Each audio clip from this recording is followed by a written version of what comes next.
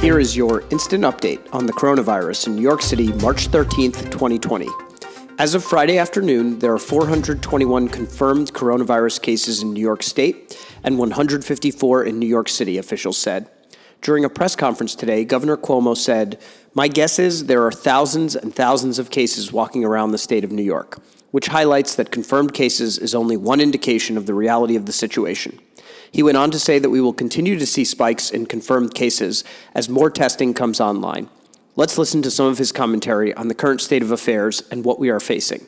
And the fear, the anxiety, the panic can be a more difficult issue than the underlying issue you're dealing with. And you have a lot of anxiety, I think much more anxiety than the facts would justify.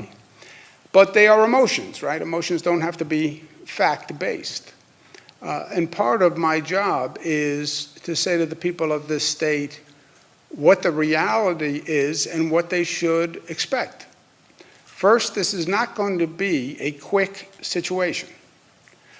This is going to be weeks, months. I would calibrate ourselves. This is not going to be gone next week. It's not going to be returned to normal next week. Look at China, look at South Korea, look at Italy, look at the trajectory. This is months, so prepare yourself. And this is going to be everywhere. This day-to-day count, we're up 2, we're up 7. My guess is there are thousands and thousands of cases walking around the state of New York. My guess is there are thousands of cases of people who had coronavirus, didn't even know they had the coronavirus, had symptoms, resolved, moved on, and never knew they had it. 80% will self-resolve. Pressure is also mounting for New York City to close public schools, and now the call is coming from inside the classroom. Quote, "I have met with the mayor and outlined our reasons for urging a shutdown. He believes the schools should stay open," says Teachers Union President. Again, let's listen into some audio from Governor Cuomo's press conference regarding school closure. The call to close schools. There is a theory that children, while not affected by the virus, may be carriers of the virus. You close the schools, might you slow the spread? The closing of schools is a very difficult decision and a complicated decision, and there's pluses and minuses. I understand the pluses. I just mentioned the plus. The minuses are who says that the children aren't going to be in contact with other children? Just, if you're not in school for a day. I know when I wasn't in school for a day, I came in contact with a lot more kids being out of school than in school. Second, how about the learning for the children? That is not going to happen now. Third, a lot of children are receiving breakfast and lunch at school. How do you do that? How do you get all those meals to all those kids when they're not in school? What distribution mechanism do you have?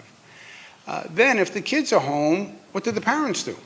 However, dozens of independent nursery, elementary, middle, and high schools are now closed. Additionally, 5 U.S. states, Maryland, Ohio, Kentucky, New Mexico, and Michigan, are closing schools as many parents in New York to continue to push for the same here.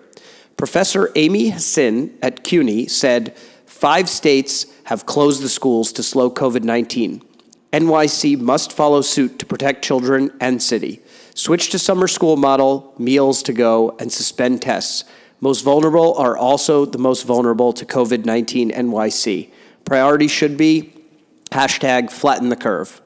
To bring you the latest news, we scoured the top sources as we always do, and the New York Times is reporting that Broadway will go dark for at least a month. Last season, the industry drew 14.8 million patrons and grossed $1.8 billion, so this will naturally be a major blow to the New York economy.